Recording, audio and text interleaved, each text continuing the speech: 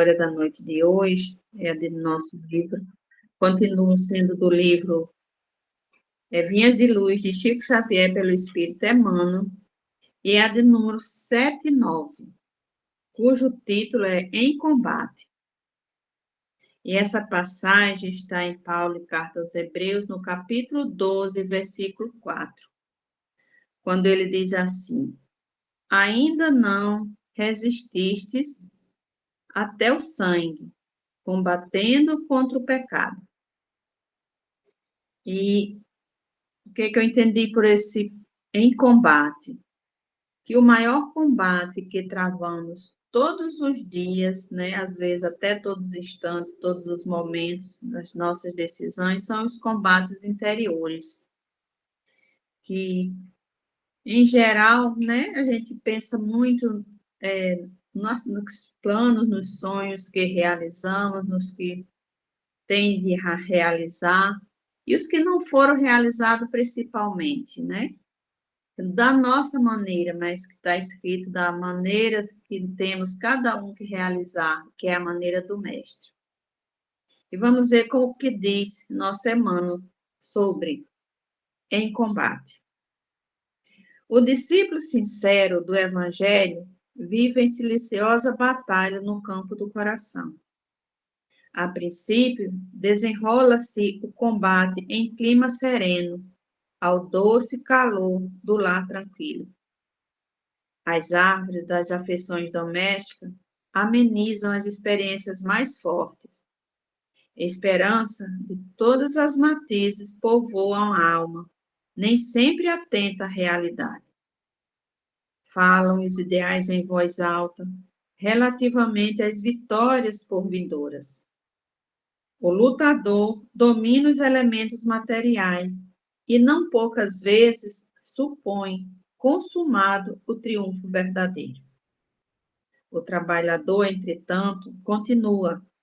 Aliás, o trabalho, entretanto, continua. A vitória do espírito exige esforço integral do combatente. E mais tarde, o lidador cristão é convidado a testemunhos mais ásperos, compelido à batalha solitária, sem o recurso de outros tempos. A lei de renovação modifica-lhe os roteiros, subtrai-lhe as ilusões, seleciona-lhe os ideais.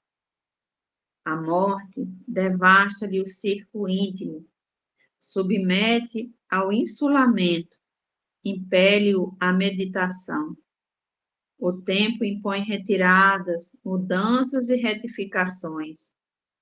Muitos se desanimam na grande empreitada e voltam medrosos às sombras inferiores. Os que perseverarem, todavia, experimentarão a resistência até o sangue. Não se trata aqui, porém, do sangue de carnificinas, e sim dos laços consanguíneos, que não somente unem os espíritos ao vaso corpóreo, como também enlaçam aos companheiros de séquio familiar. Quando o aprendiz receber a dor em si próprio, compreendendo-lhe a santificante finalidade, e exercer a justiça, ou aceitá-la acima de toda preocupação dos elos consanguíneos, estará atingindo a sublime posição do triunfo no combate contra o mal. E que assim seja.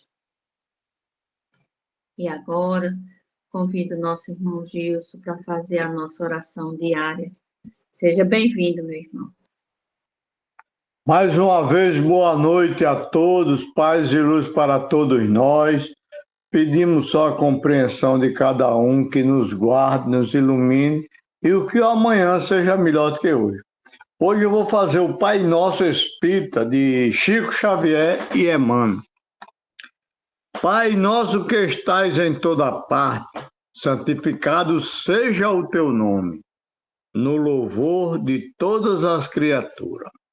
Venha a nós o teu reino de amor e sabedoria. Seja feita a tua vontade, acima de nossos desejos, tanto na terra quanto nos ciclos espirituais. O pão nosso de meios e de dor, corpo dai-nos hoje. Perdoa as nossas dívidas, ensinando-nos a perdoar nossos devedores com o esquecimento de todo mal. Não permitas que venhamos a cair sobre os golpes das tentações de nossos próprios inferioridades. Livrai-me do mal que ainda reside em nós mesmos, porque só ti brilha a luz eterna do reino e do poder, da glória e da paz, da justiça e do amor, para sempre que assim seja. Pai amado, recebe esta humilde prece, transbordando em bálsamo e consolador para todos nós, encarnados, desencarnados, amigos e inimigos, para que possamos ter o Evangelho na noite de hoje, com muita paz, muita perseverança e muito amor no coração de todos nós, ausentes e que não puderam comparecer. Que assim seja, eu passo a palavra a Rita. Obrigado, meu irmão. E assim, Mestre Jesus, Pai amado, pedimos a permissão de toda a egrégora de luz, a Bezerra de Menezes, o mentor casa, para dar início ao nosso Evangelho do lar da noite de hoje, com muita paz, com muita luz a todos. Seja bem-vinda, Rita, que fará a explanação do nosso Evangelho da noite de hoje. Obrigada, Francisca. Boa noite a todos. Sejam todos aí abençoados pela espiritualidade amiga que está com cada um de vocês. Principalmente estou vendo aí nossos colegas de estudo de ESD, sejam todos aí bem amparados pela espiritualidade.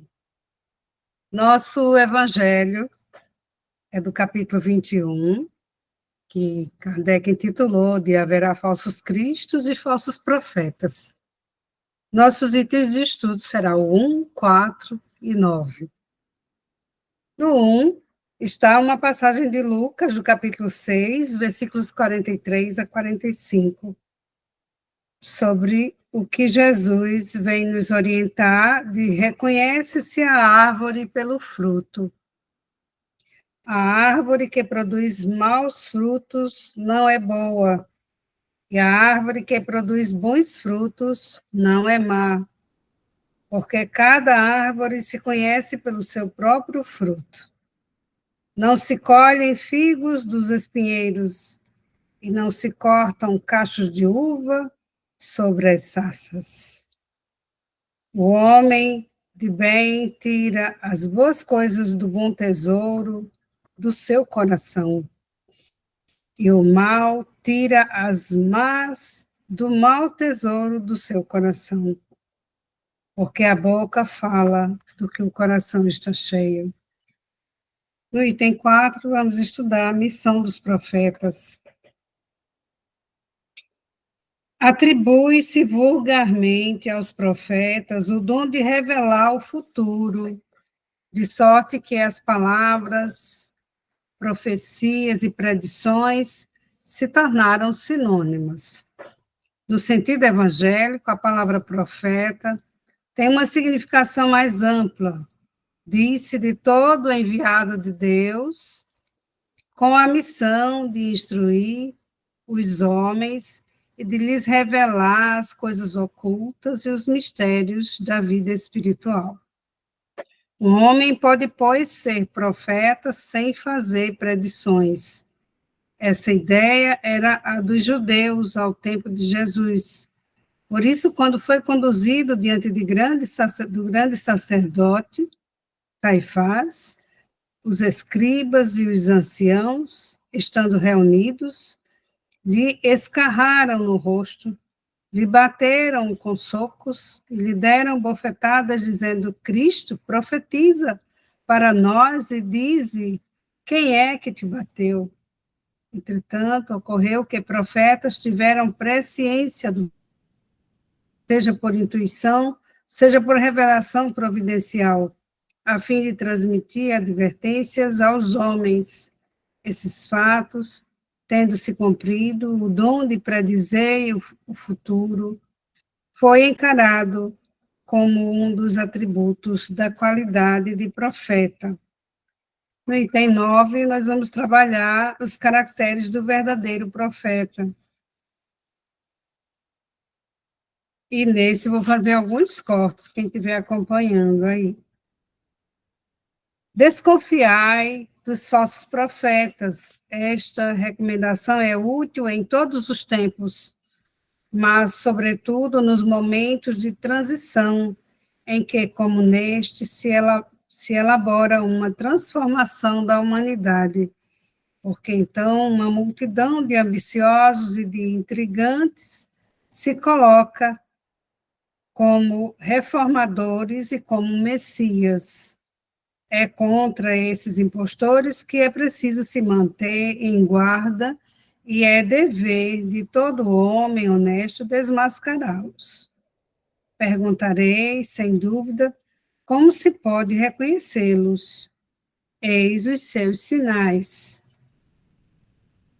Não se confia o comando de um exército, senão a um general hábil e capaz de dirigi-lo. Credes, pois, que Deus seja menos prudente do que os homens?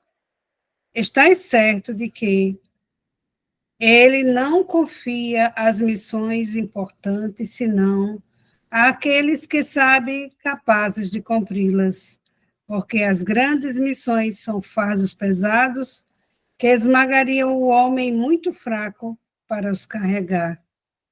Como em todas as coisas, o mestre deve saber mais do que o aprendiz, para fazer avançar a humanidade moral e intelectualmente. São precisos homens superiores em inteligência e em moralidade. Por isso, são sempre espíritos já muito avançados, tendo cumprido suas provas em outras existências, que se encarnam com esse objetivo, porque senão são superiores ao meio no qual devem agir, sua ação será nula. Isto posto, conclui que o verdadeiro missionário de Deus deve justificar a sua missão pela superioridade, por suas virtudes, por sua grandeza, pelo resultado e pela influência moralizadora de suas obras. Uma outra consideração é que a maioria dos verdadeiros missionários de Deus ignoram-se a si mesmos.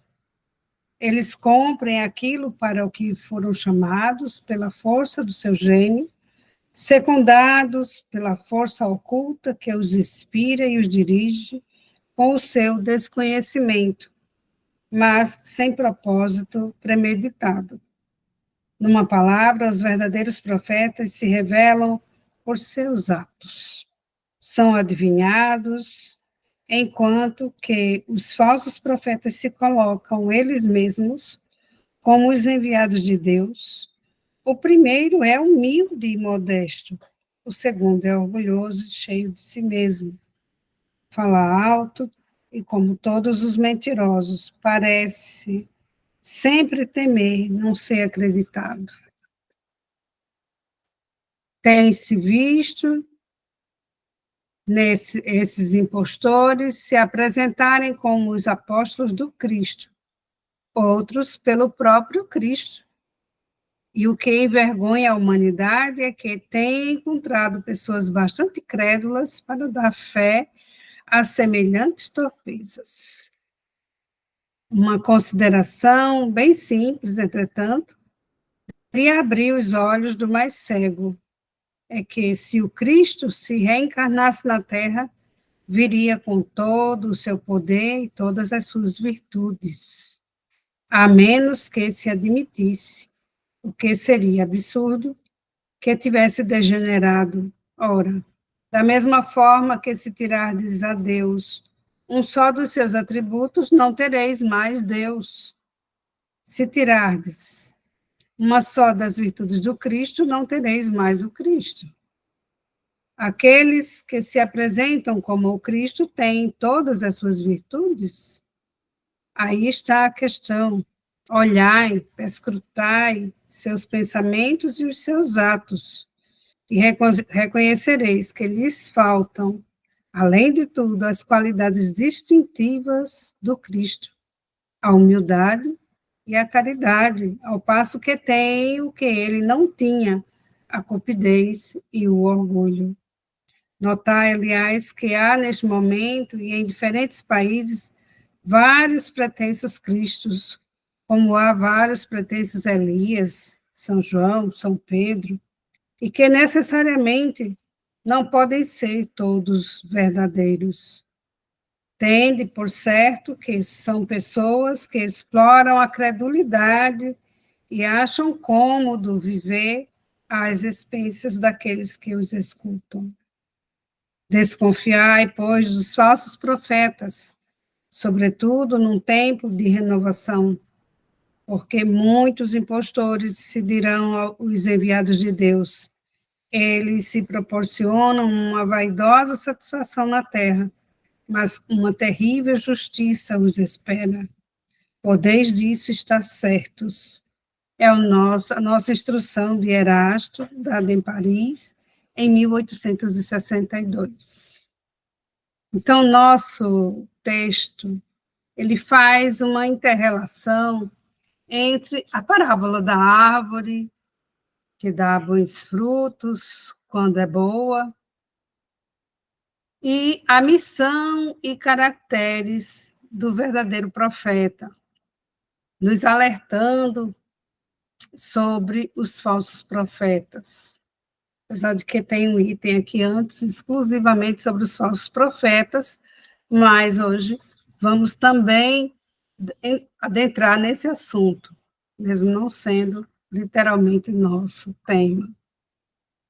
Então, profeta, a principal definição que a gente encontra na literatura, inclusive no livro Espiritismo de A a Z, é que, nesse sentido evangélico, profeta quer dizer enviado de Deus com missão de instruir a humanidade e de lhe revelar as coisas ocultas e os mistérios da vida espiritual. Nós tivemos, por exemplo, Moisés, né, um grande profeta. Antes de Moisés, Sócrates também foi um profeta que usou da filosofia, dos questionamentos, para que a humanidade avançasse na intelectualidade e na moralidade. Mas a doutrina espírita é esse consolador prometido por Jesus, e que não vem na figura de um ser, de um indivíduo. Então, não é um profeta, mas a doutrina espírita veio rasgar esse véu da nossa ignorância quanto ao mundo espiritual. E ela foi trazida por muitos irmãos espirituais, junto com toda a equipe material que recebeu, né, todas essas orientações da codificação.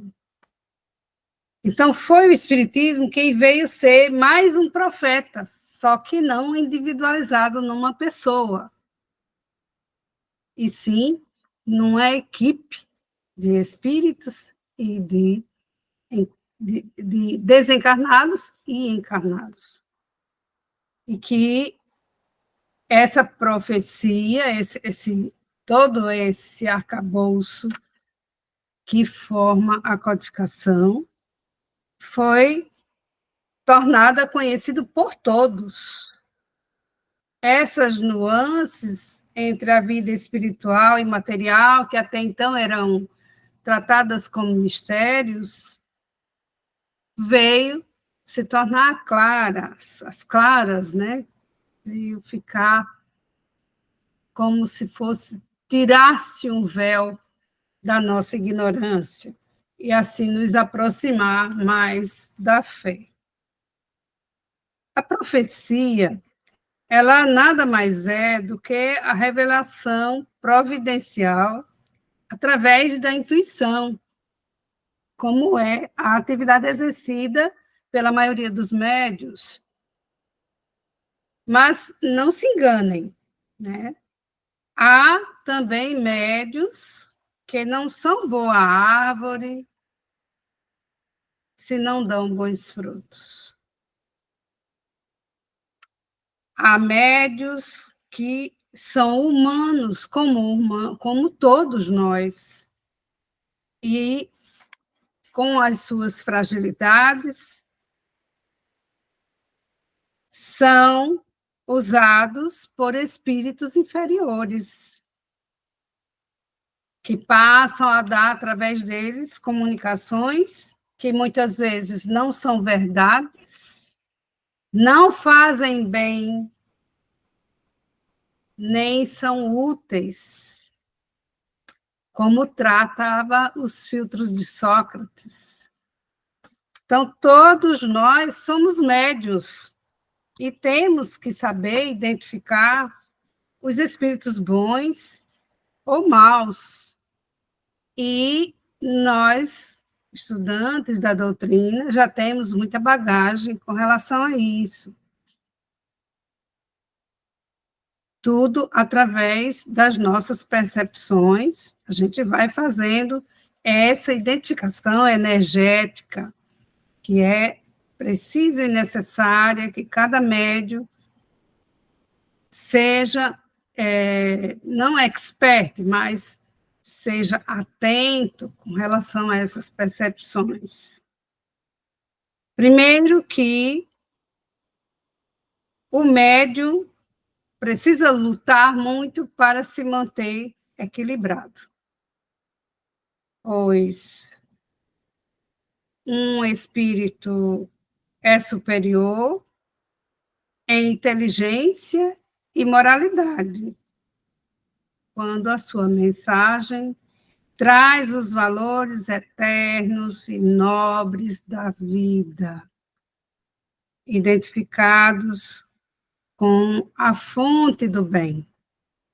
Então, somente através dos atos é que se revelam esses valores morais de cada criatura.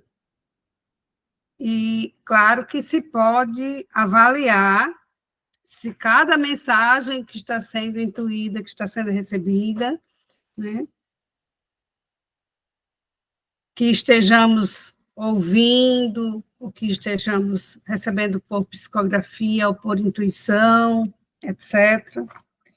Nós todos já temos condições de identificar se essa mensagem é verdadeira, é para o bem e se é útil.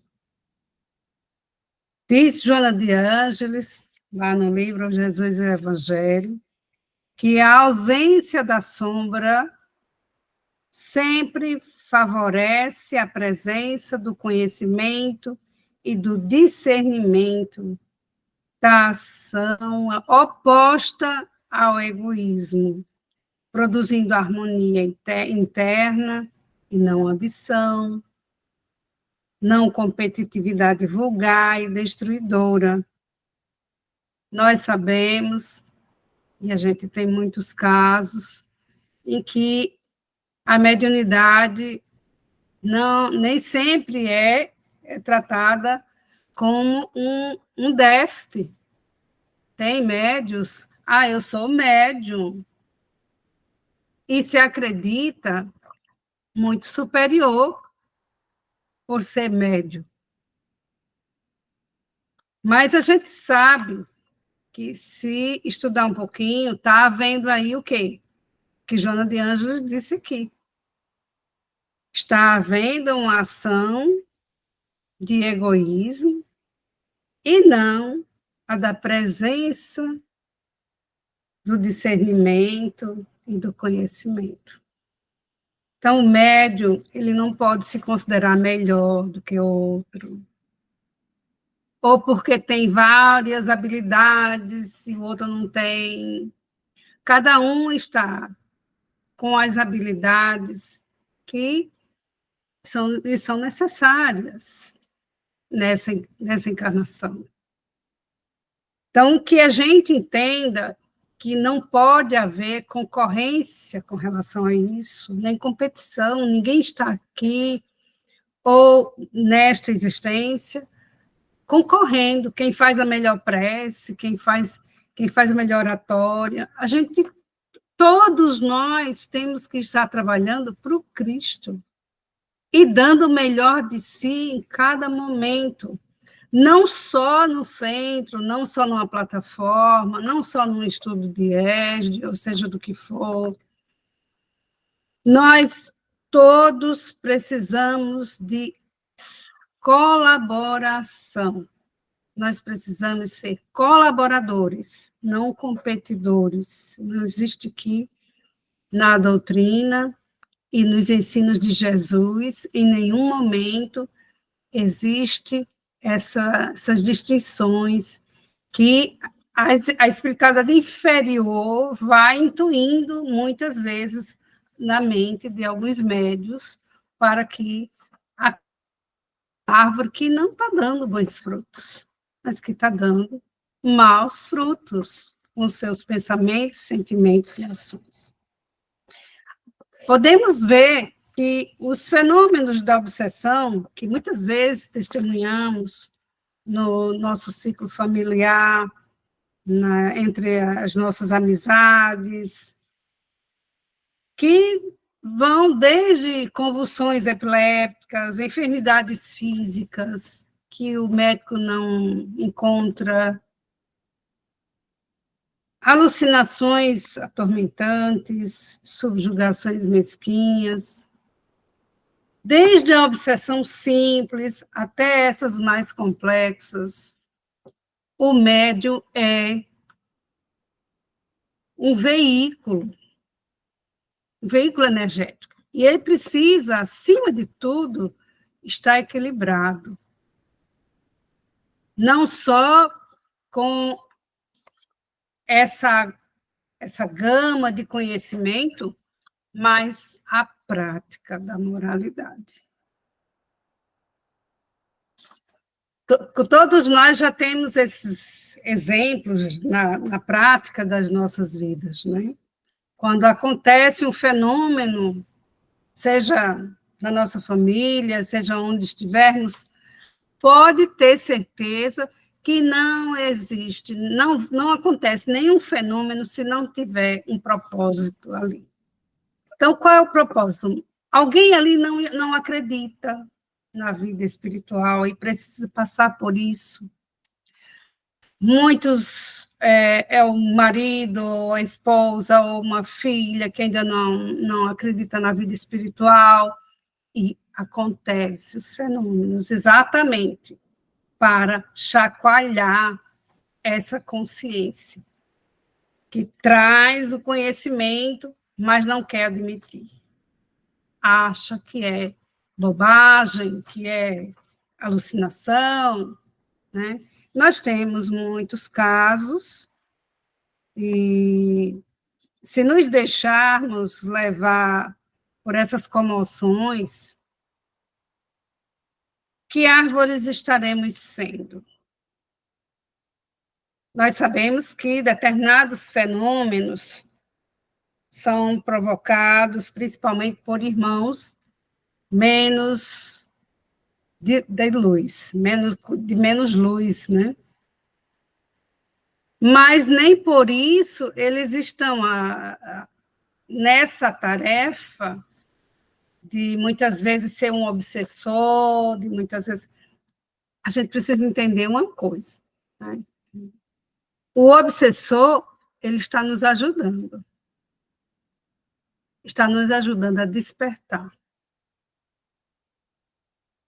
E aí a gente encontra muitos, principalmente quem trabalha na casa espírita, presencial, encontra muitos irmãos que chegam, tire isso de mim, eu não quero isso, eu não quero esse negócio de mediunidade, eu não quero... Isso aí precisa de muito estudo, precisa de muita conversa, para que essa pessoa compreenda que é médium e que está sendo uma árvore que não está dando bons frutos. na sua vida prática? Porque aquele irmão que está fazendo o evangelho todo dia no seu lar, está em prece direto, em tudo que está fazendo está em prece, está ouvindo boa música, está com os sentimentos e os pensamentos direcionados para o bem, está fazendo a caridade em tudo que pode. Vocês acham que vai ficar acompanhando essa pessoa um espírito inferior? Não vai, ele não aguenta. Haroldo Dutra tem uma palestra muito interessante com relação a isso. Ele diz, ele não aguenta, ele começa a ficar entediado e vai embora. Então, somos nós, médios, que precisamos ter muito cuidado, não só no orar e vigiar, mas nos nossos atos, o que estamos planejando mentalmente, o que estamos como estamos agindo. Isso é muito importante para vencermos as dificuldades, esses espaços que a gente vai abrindo na nossa onda vibratória e energética para espíritos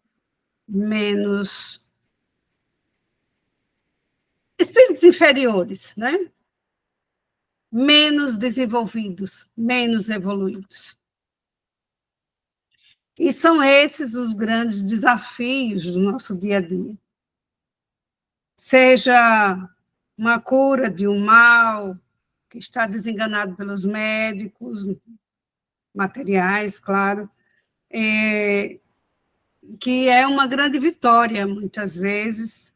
Eu já presenciei pacientes do CEABEM, né, vibrando com a cura de um câncer, uma enfermidade que os médicos já tinham desenganado e a pessoa recebia a cura. A cura também é um sinal de que a pessoa precisa continuar na sua tarefa do bem, não pode se desviar. E essa vitória, muitas vezes, ela requer compromissos, nem que seja com o estudo, mas muitas vezes compromisso com a tarefa da casa.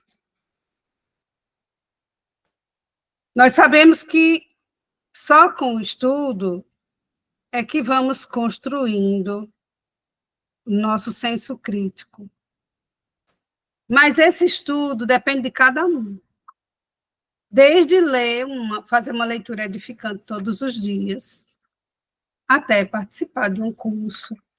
Não especificamente tem que ser um estudo dentro da casa. Cada um precisa criar a sua trajetória de tarefas intelectivas e de moralidade, para que não sejamos envolvidos aí por fenômenos mediúnicos que muitas vezes nos provoca cegueira sobre a bondade, a verdade e a utilidade. Eu gostaria de lembrar que a natureza dos espíritos, ela tem uma diferença muito sutil uma da outra, um espírito mais evoluído com o menos evoluído, mas a vibração energética é claramente identificável. Quando o espírito bom se aproxima de nós, ele emite paz, equilíbrio, boa sintonia, bem-estar, alegria, harmonia. Mas quando a energia é desequilibrada, logo se percebe incômodo, dor de cabeça, mal-estar, mau cheiro, N situações que dá para a gente identificar claramente de que ali tem uma energia que não é tão boa. Então, por isso que Jesus trouxe esse conceito para hoje a gente se aprofundar, que conhece-se a árvore pelos seus frutos. Conhece-se um espírito pela sua linguagem, pela sua mensagem e pelas impressões que ele causa. Muitas vezes eu recebo mensagem de colegas de estudos que me perguntando se tal mensagem que está assinada por Bezerra é de Bezerra. Quando você vai lendo nas entrelinhas, muitas vezes tem uma mensagem do pseudo-sábio que está se identificando como Bezerra para passar uma mensagem enganadora ali no meio. Então, a gente precisa ter muito cuidado com relação à mensagem que se lê, à mensagem que se ouve, né? Lembrem sempre que toda árvore boa produz boas sensações, cativa pelo sabor de seus frutos. Precisamos nos manter atentos aos frutos que estamos produzindo com nossos pensamentos, nossas ações, nossas palavras e nossos sentimentos. Muitas vezes falamos, ensinamos, mas não praticamos. E é o que veio o nosso exórdio hoje, o nosso evangelho, ser bem firme. E não é esse o bom fruto que Jesus quer de nós. O cristão que faz o bem, espalha esse bem, dissemina essa luz, contagia todo ao seu redor com essa luz, com aroma, e ondas vibratórias de energia limpa que se espalham ao nosso redor. Então, os frutos estão nos nossos atos, atitudes. Vamos vivenciar o que falamos. Não faça o que eu falo e não faça o que eu faço. Isso não pode. É preciso dar o testemunho, apresentar esses frutos nos pensamentos, nos nossos sentimentos e nossas ações. Então, eu gostaria de contar só rapidinho aqui uma passagem de Ivone do Amaral Pereira, que ela desconfiou que um espírito chegou para ela e disse: eu quero que você psicografe um livro e você vai ganhar muito dinheiro com ele. Aí ela, tudo bem, vamos primeiro no Evangelho. Todo dia ele chegava, vamos estudar o Evangelho. Até que ele se cansou, né? Se cansou. Porque o que ele queria era ludibriar a Ivone, para que ela psicografasse mensagens não edificantes. Né? Então, com o Evangelho, ela conseguiu afastar. Ele desistiu, foi embora. E muitos irmãos hoje são psicógrafos também. Bom, e vamos, então, à nossa prece. Esse assunto é muito instigante, a gente tem muita coisa para conversar, mas eu convido a todos para, nesse momento, se harmonizar cada vez mais com essa espiritualidade do alto que está conosco, e que possamos conversar com o nosso Pai amoroso, agradecendo as tantas oportunidades que nos dá, né, no conhecimento desse teu amor, que apaga tantas das nossas faltas, como o Cristo nos ensinou, que é a caridade real, que apaga uma multidão de pecados. Assim, aproveitemos cada novo dia nosso para praticar a vontade do Pai, nos imbuindo do arrependimento, da resignação, da disciplina, segurando sempre na tua mão, Senhor, tua mão de infinito educador que és. Deus, não nos desampara, nem aos nossos irmãos, mesmo que inimigos, todos são nossos irmãos. A todos são dadas as mesmas oportunidades que as merecemos ou que nos são necessárias. Busquemos praticar a tua vontade, ó Pai, o teu amor fraterno, espontâneo, puro e solidário, para com o nosso próximo. Apieda-te de nós, ó Mestre Jesus, porque ainda estamos engateando nos teus ensinos, e abre nossa mente para a prática da compaixão, vigiando e orando todos os instantes do nosso existir. Gratidão, Pai, por todas essas oportunidades dessa encarnação recheada de lições e remédios que nos concedes, e principalmente pelo conhecimento da doutrina que tanto nos esclarece e que foi trazida por tantos irmãos de luz. A Ti, ó Pai, toda honra e toda glória, hoje e sempre. Queremos Te louvar com nossos esforços e sacrifícios, de nos polir das nossas faltas, mazelas, excessos. A Ti, ó Pai, Te ofertamos o bem e a caridade que vamos conseguindo fazer a cada instante. Que esta prece suba até o Mestre Jesus e seja transformada em luz sobre todo o nosso planeta, sobre todos os irmãos necessitados que, neste momento, imploram pela misericórdia divina, sejam desencarnados ou encarnados, principalmente os que estão nos seus momentos de calvário e de passagem. Assim seja. Gratidão a todos. É com você, Francisca. Gratidão, irmão. E assim, amado Mestre Jesus, nesse clima de paz, de amor, de fraternidade, peço a permissão a toda a egrégora de luz que nos deu sustentação para esse Evangelho, ao mentor da casa Bezerra de Menezes, permissão para encerrar o nosso Evangelho da noite de hoje com muita paz e muita luz a todos. E boa noite e até amanhã. Paz e luz.